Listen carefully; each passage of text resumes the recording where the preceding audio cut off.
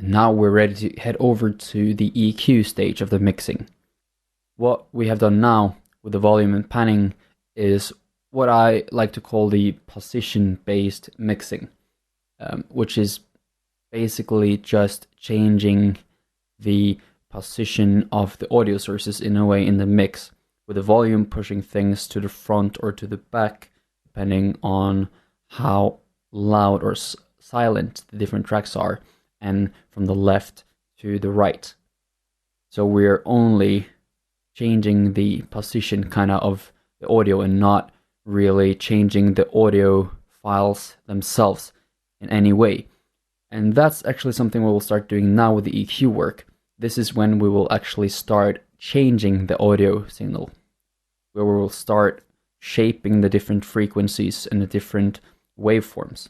And this is where things start to get a little bit dangerous as well, because now this is the moment where we start actually altering the sound. And it's also the point where we are risking to basically destroy the sound, destroy the entire mix.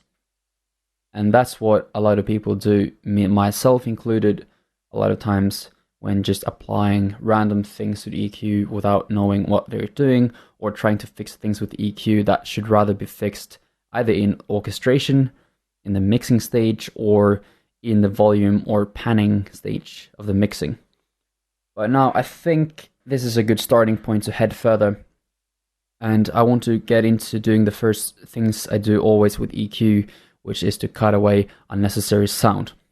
For example, one good example is this. If you look at this violin staccato thing here,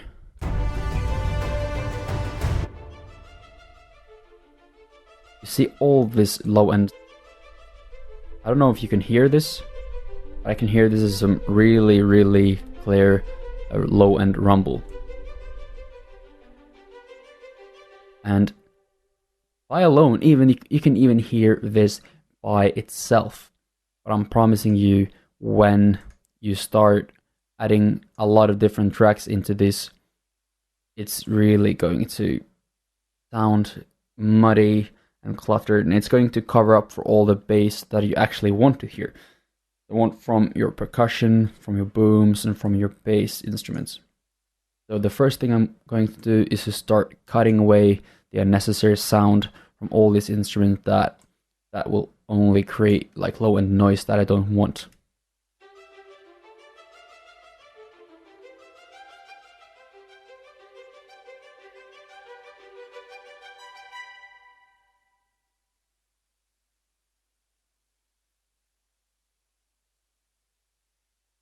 I might have been slapping on some of these ones already.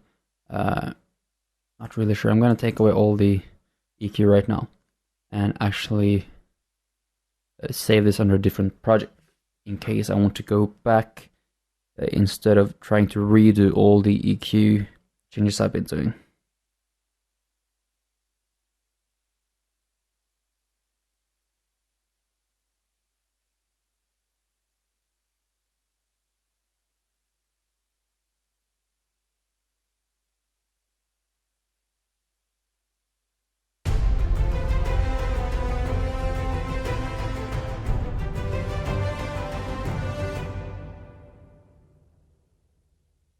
So let's see how the violins here.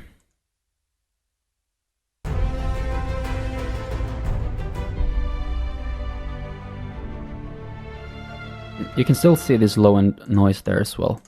I'm gonna put on the high pass.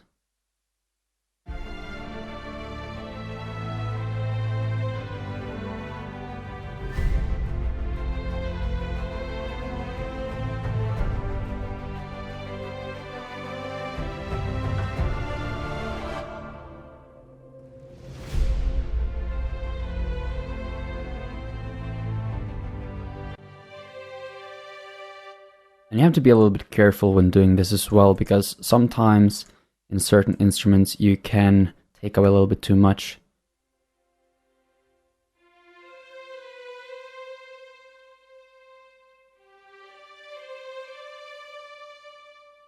Because a lot of the warmth, especially in instruments like the violas and cellos, even violins, are in the low mid range. So if you take away too much, you will risk losing some of the nice qualities of the string instruments.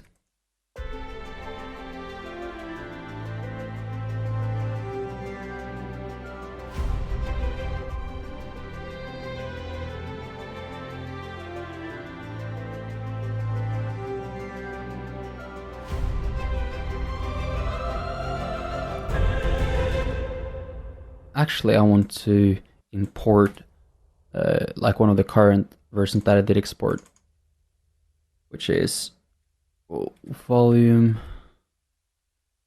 and panning.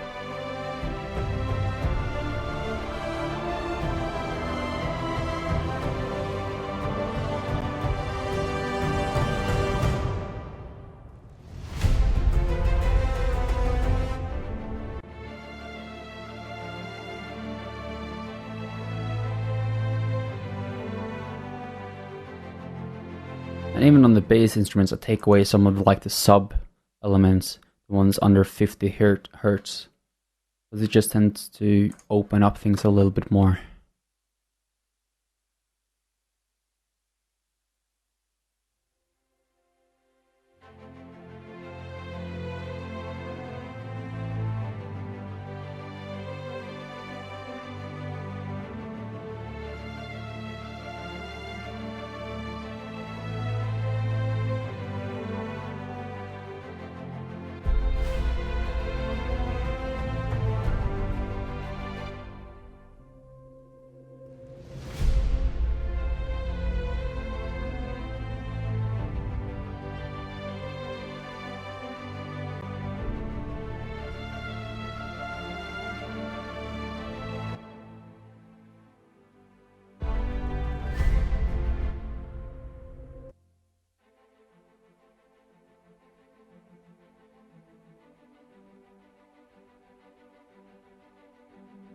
And here, yes, a little bit too much of this mid noise here as well.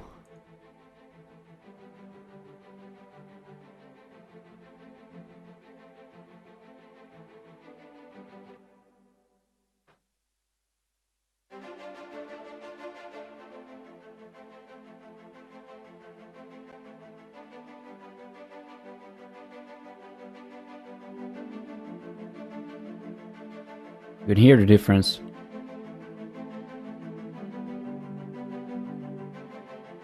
Like we just cleared out a lot of the noise of that one. Let's hear.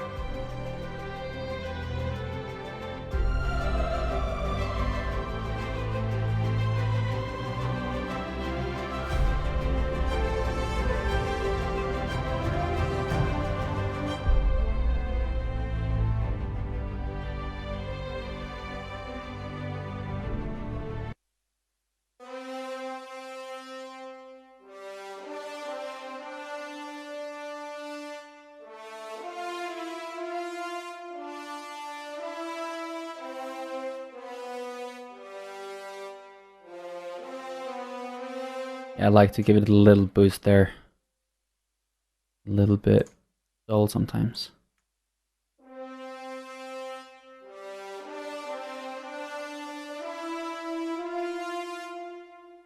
But if you listen, it's not super big changes.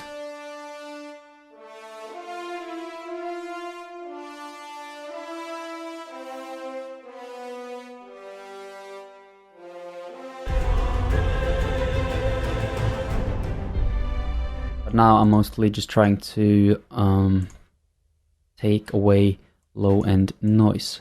Let's head over to here.